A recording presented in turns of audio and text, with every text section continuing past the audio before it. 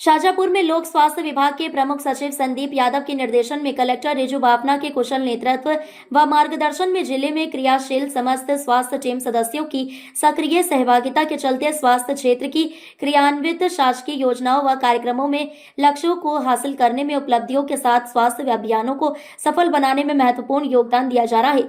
जिला अस्पताल के civil surgeon doctor M.K. Joshi ने बताया कि मातृ एवं शिशु स्वास्थ्य केंद्र पर 9,316 अभी तक भर्ती हुई हैं, जिसमें 6,056 महिलाओं की नॉर्मल डिलीवरी हुई है।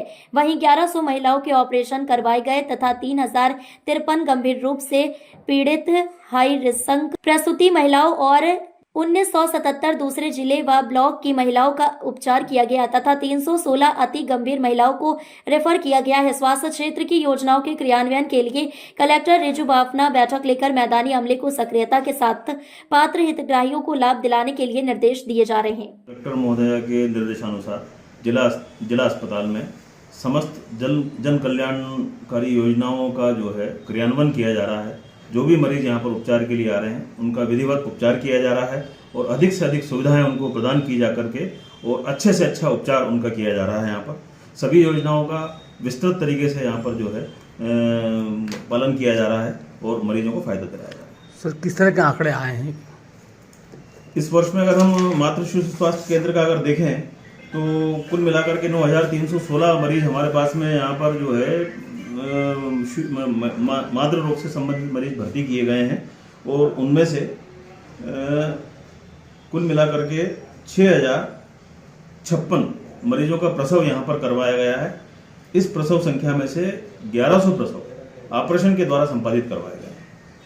मात्र 316 मरीज जो कि अति गंभीर बीमारियों से पीड़ित थे उनको यहाँ से रेफर किया गया है साल भर के अंदर।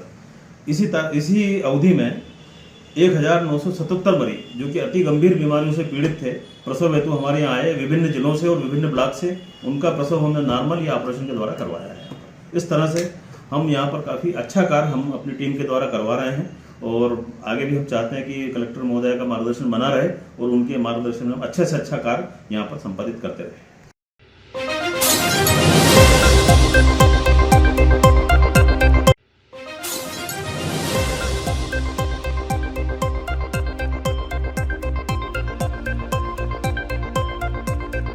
देवास जिला जेल में पहुंचे उप मुख्यमंत्री जगदीश देवड़ा। जेल खेल वार्षिक प्रतियोगिता सांस्कृतिक कार्यक्रम के समापन अवसर पर पहुंचे देवड़ा। 3 दिवसीय सांस्कृतिक कार्यक्रम में हुए शामिल। देवास जिला जेल में चल रहे कबड्डी, खो खो एवं अन्य सांस्कृतिक कार्यक्रम में पहुंचे उप मुख्यमंत्री जगदीश देवड़ा। जेल अधीक्षक ने तिलक लगाकर साफा पहनाकर किया उप मुख्यमंत्री का स्वागत। इसके लिए बहुत अच्छा संकेत है और मुझे लगता है कि औद्योगिक क्षेत्र में और निवेश के क्षेत्र में काफ़ी अच्छा प्रयास हमारे मध्य प्रदेश में किया है और यशस्वी मुख्यमंत्री जी तो खुद ही अलग अलग स्थानों पर कर रहे हैं। केवल अब ऐसा नहीं कि केवल एक शहर में होगा, अब अलग अलग क्षेत्रों में पूरे मध्य प्रदेश के जितने बड़े क्षेत्र हैं वहाँ पर ये काम हो रहा है।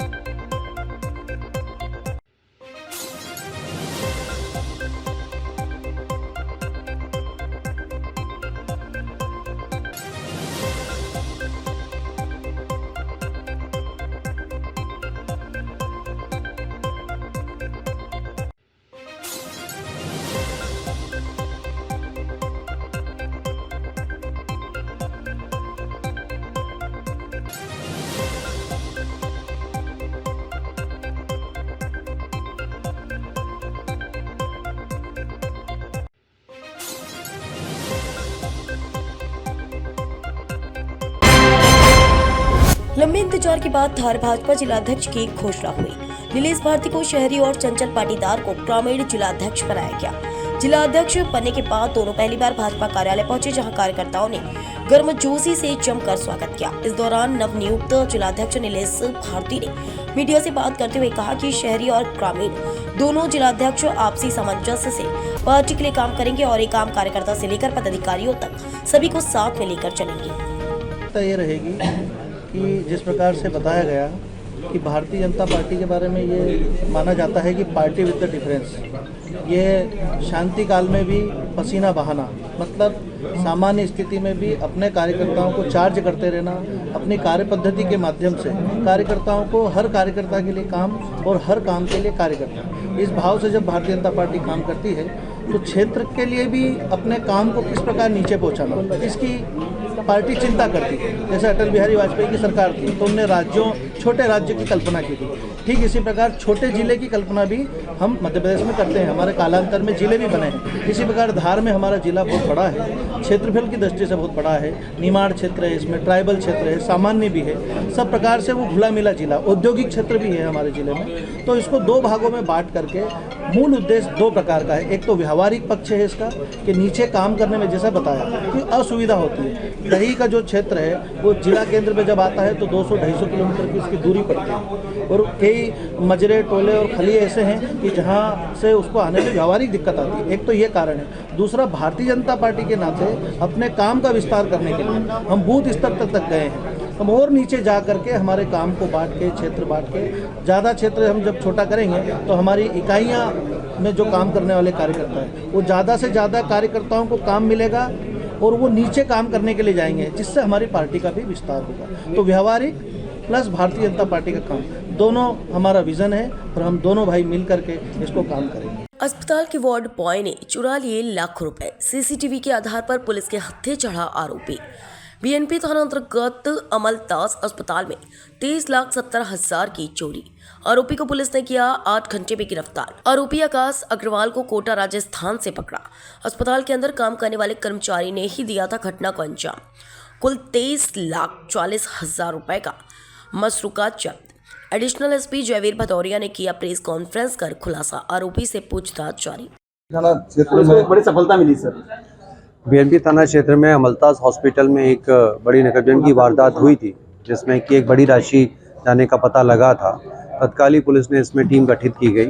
फरियादी जो हैं इसमें अरविंद उज्जैनी के द्वारा रिपोर्ट की गई थी। करीबन 23,70,000 रुपये उसमें से गया है। तत्कालीन टीमों को गठित किया गया इसमें और एक लीड मिलने के बाद टीमें रवाना की गई उज्जैन के बाद कोटा, और कोटा से इस आरोपी को गिरफ्तार किया गया है। इसके पास से राशि बरामद की गई है। कुछ राशि इसके द्वारा खर्च की गई है, उसकी भी बरामदगी की जाएगी। सर, पुलिस कैसे पहुंची इन आरोपियों को? इसमें तत्काल घटनास्थल का निरीक्षण किया गया था। सारे फिजिकल एविडेंस इकट्ठे किए गए थे। कुछ सीसी फुटेज हमारे हाथ में आए थे और उसमें से लीड मिलना प्रारंभ हुई और उसको फिर हम लोगों ने ट्रैक करना प्रारंभ किया और ये सफलता मिली। सर, इसमें कैसे इस पूरी घटना को अंजाम दिया वहाँ का? इसमें जैसे कि ये वार्ड बॉय था, इसको रेकी भी करने की कुछ हमारे पास इसमें लीड है कि इसने 8 तारीख के आसपास रेकी भी की थी और उसने फिर देखा कि इसमें राशि रखी जाती है। पेचकस आदि से तोड़ने के बाद में उसने ऐसा चोरी किया। कुछ अपराध निकले सर? कितने मशरूका था सर ये? इसमें करीबन था 23,70,000 रुपये का मशरूका था, जिसमें 23 लाख और 30,000 करीबन 40,000 हम लोग बरामद कर लिया। 30,000 शेष बचा है। इसमें अभी तक तो एक ही दिख रहा है। इसी ने स्वीकार भी किया है। जहाँ पे पकड़ा गया है वहाँ भी ये अकेला ही मिला है। उस जहाँ पे भी इसको और एविडेंसेस आ रहे हैं उसमें इसका अकेला मूवमेंट हुआ है। जिस वाहन से गया था उसके बारे में भी अकेला पता चल रहा है। सर, वाहन इसी के नाम है या दूसरे के नाम है? नहीं, वाहन दूसरा है। इसने किराए से टैक्सी किया था। पूर्व का इसका आपराधिक रिकॉर्ड अभी नहीं मिला है, लेकिन ये जिला करौली का रहने वाला है। टीम आवश्यक रूप से वहाँ से जानकारी एकत्र करेगी लोकल थाना क्षेत्र से। सर, अमलतास कौन से पद पर है? इसमें वार्ड बॉय की तरह काम कर रहा है। स्थानीय प्रशासन द्वारा पुरानी तहसील कार्यालय एवं जनपद पंचायत की भूमि हाउसिंग बोर्ड को दिए जाने के विरोध में कांग्रेस कमेटी द्वारा महिमा राजपाल महोदय के नाम एसडीएम कार्यालय पर तहसीलदार को ज्ञापन सौंपा। तहसील कार्यालय एवं जनपद पंचायत के भवन को तोड़कर भूमि हाउसिंग बोर्ड के सपोर्ट किया जाने के प्रशासन द्वारा प्रस्ताव भेजे जाने पर विरोध शुरू किया। कांग्रेस कमेटी द्वारा मनावर नगर के मुख्य मार्ग से बाइक रैली निकालकर गांधी चौराहे पर एक सभा को संबोधित किया। कांग्रेस भवन से एसडीएम कार्यालय पहुंचकर ज्ञापन तहसीलदार कुणाल आवासिया को दिया। मुक्त भूमि नगर के मध्य में होकर व्यावसायिक दृष्टि से कॉम्प्लेक्स बनाए जाने हेतु उपयुक्त है, जहां पर व्यावसायिक परिसर बनाकर हजारों लोगों को रोजगार दिया जा सकता है। एक ध्वनि नगर पालिका परिषद को दी जाकर व्यवसायिक परिसर बनाया जाना चाहिए, जिससे नगर पालिका को भी आर्थिक लाभ मिलेगा। हाउसिंग बोर्ड से नगर एवं व्यवसायिक लोगों को किसी प्रकार कोई लाभ नहीं मिल सकता है। कांग्रेस द्वारा उक्त भूमि अगर नगर पालिका को नहीं दी जाती है तो चरणबद्ध आंदोलन की चेतावनी दी ज्ञापन का वचन ओम सोलंकी ने किया। इस अवसर पर ग्रामीण मंडल अध्यक्ष लोकेश पाटीदार, पार्षद लक्ष्मी जाट, सूरज जाट, रविंद्र पाटीदार, हरीश खंडेलवाल, सुनील एस के आदि कार्यकर्ता उपस्थित थे। आज जो ये ज्ञापन दिया है आपने, ये किस संबंध में दिया गया है? हम सोलंकी नगर कांग्रेस अध्यक्ष मनावत, आज हमने महामहिम राज्यपाल का नाम से एक ज्ञापन दिया है। ज्ञापन में हमारा जो मुख्य मांग है कि जो पुराना तहसील कार्यालय जो मनावर में है, वहाँ से कार्यालय खाली होकर अन्य जगह स्थापित हो चुका है और तहसील कार्यालय की जो ज़मीन है वो प्रशासन ने, जो हमें पता चला, स्थानीय प्रशासन ने उसका प्रस्ताव कर शासन को भेजा है कि हाउसिंग बोर्ड को दे दी जाए और यहाँ हाउसिंग बोर्ड की कॉलोनी बने। जबकि ये तहसील कार्यालय की जो ज़मीन है ये मनार के मुख्य व्यवसायिक केंद्र है और सबसे बड़ा मनार का मध्य एरिया है, क्योंकि यहाँ पर सबसे ज़्यादा उसकी आवश्यकता है। तो नगर पालिका को जहाँ शॉपिंग एक आवश्यक कॉम्प्लेक्स बने जिससे मनार के सैकड़ों लोगों को रोजगार मिले। तो हमने इसी ज्ञापन में ये मांग की है कि ये जो ज़मीन है ये नगर पालिका को दी जाए, हाउसिंग बोर्ड को ना दी जाए।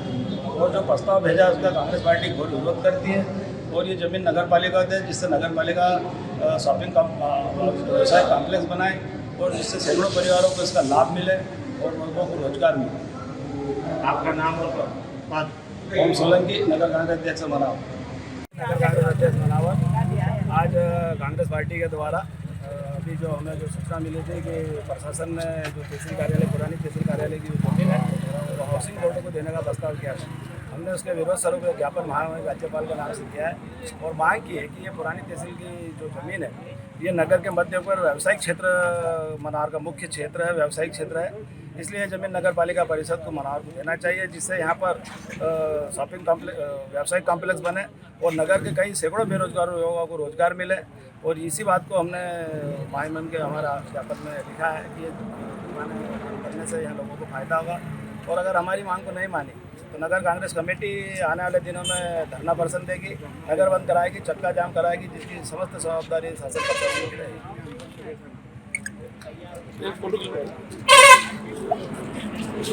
शाहजहाँपुर में 76वां गणतंत्र दिवस मनाया जाएगा। इसकी तैयारियां शुरू हो चुकी हैं। 26 जनवरी 2025 को जिला मुख्यालय पर स्थानीय वीर शिवाजी स्टेडियम ग्राउंड में मुख्य समारोह में भव्य परेड होगी।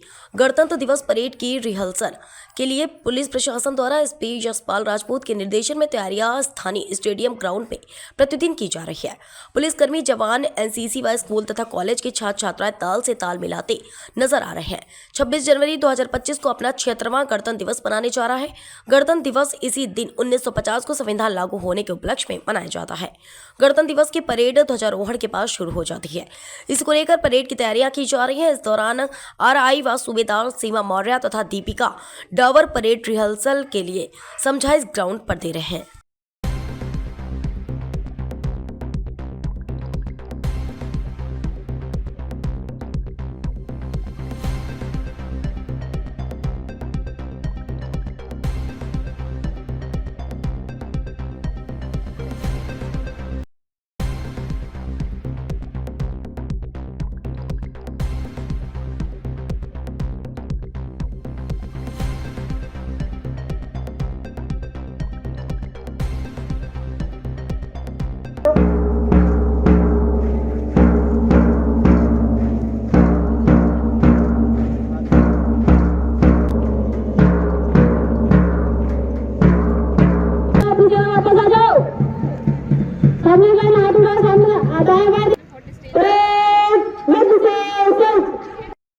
वेदांत माध्यमिक विद्यापीठ खेतिया में वार्षिक खेलकूद उत्सव का आयोजन किया गया।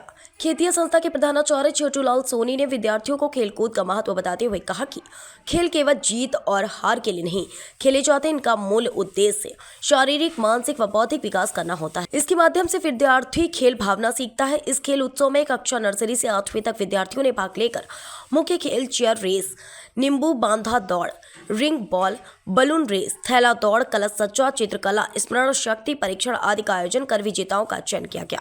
इस उत्सव को सफल बनाने में विद्यालय कार्यालय परिवार से गोपाल सोनी, सीमा अलोनी, मीनाक्षी सोनी, हर्षदा शिंदे, पलक पाटिल, पायल सोनी, अमृत परमार का सहयोग रहा। विजेता रहे विद्यार्थी का स्मृति चिन्ह व प्रमाण पत्र प्रदान कर प्रोत्साहित किया जाएगा।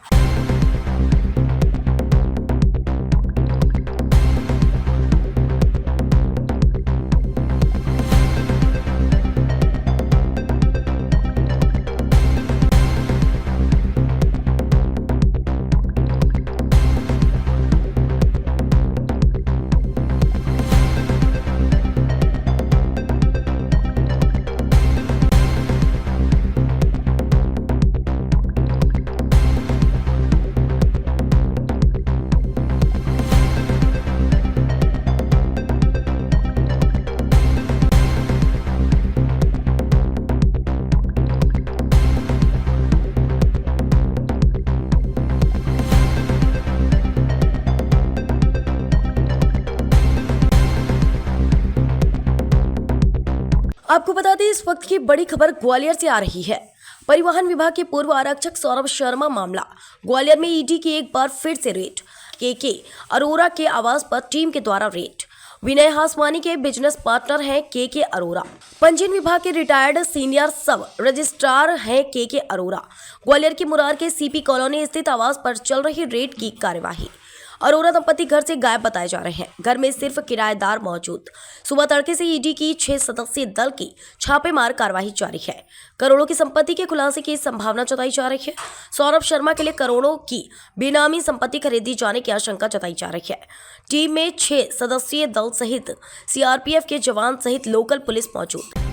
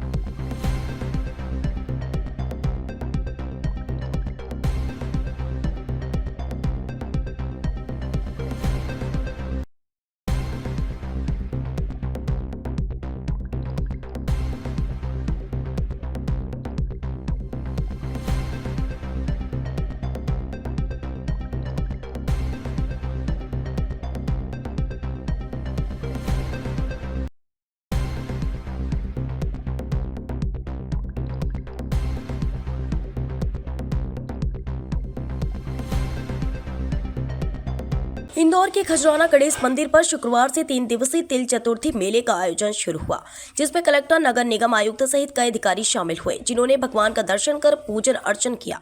साथ ही परंपरा के अनुसार ध्वजा पूजन में भी शामिल हुए। वहीं आज तिल चतुर्थी के मौके पर भगवान गणेश का 3 करोड़ रुपए के कीमती आभूषणों से श्रृंगार किया गया। दरअसल इंदौर के खजराना गणेश मंदिर में तिल चतुर्थी के मौके पर विशेष पूजन की पुरानी परंपरा है। वहीं इंदौर के कलेक्टर और निगमायुक्त ने भी पारंपरिक रूप से खजराना गणेश मंदिर पहुंचकर विघ्नहर्ता के दर्शन किया और पूजन अर्चन किया। इस मौके पर मौजूद सभी अधिकारियों ने इंदौर में शांति और उन्नति की कामना की। इसके साथ ही खजराना गणेश मंदिर में तिल चतुर्थी के अवसर पर भगवान गणेश को 1.25 लाख तिल के लड्डुओं का भोग भी लगाया गया। साथ ही मंदिर परिसर में विभिन्न प्रकार के फूलों से विशेष सज्जा भी की गई। इस मौके पर कलेक्टर ने भक्ति और आस्था का निर्वाह करने के साथ ही शहर को साफ, स्वच्छ और पर्यावरण का ध्यान रखने की समझाइश दी। मंदिर के प्रमुख पुजारी अशोक भट्ट ने मंदिर को चमत्कारी बताते हुए मंदिर के इतिहास की जानकारी दी। गणेश मंदिर खजराना पर आज तिल चतुर्थी महोत्सव धूमधाम से मनाया जा रहा है। मंदिर प्रबंध समिति के अध्यक्ष कलेक्टर आशीष सिंह जी और प्रशासक निगम आयुक्त द्वारा यहाँ पर ध्वज पूजन किया गया है और भगवान गणेश जी महाराज को 1.25 लाख लड्डू का भोग लगाया गया और 1.25 लाख लड्डू अर्पण किए गए हैं। अभी इन लड्डुओं का यहाँ पर प्रसाद वितरण चल रहा है। श्री गणेश मंदिर खजराना मातो श्री अहिल्या देवी होलकर के वक्त का है। ऐसा बताते हैं कि माँ अहिल्या देवी होलकर और हमारे भट्ट परिवार के मूल पुरुष वेद मूर्ति मंगल जी भट्ट के द्वारा भगवान गणेश जी महाराज की पुनः प्राण प्रतिष्ठा की गई थी। ये मंदिर परमार कालीन मंदिर था, 10वीं-11वीं शताब्दी का। औरंगजेब जब आक्रमण करते हुए इधर से निकला था तो तत्कालीन पुजारियों ने मूर्ति को सामने बावड़ी में छुपा दिया था।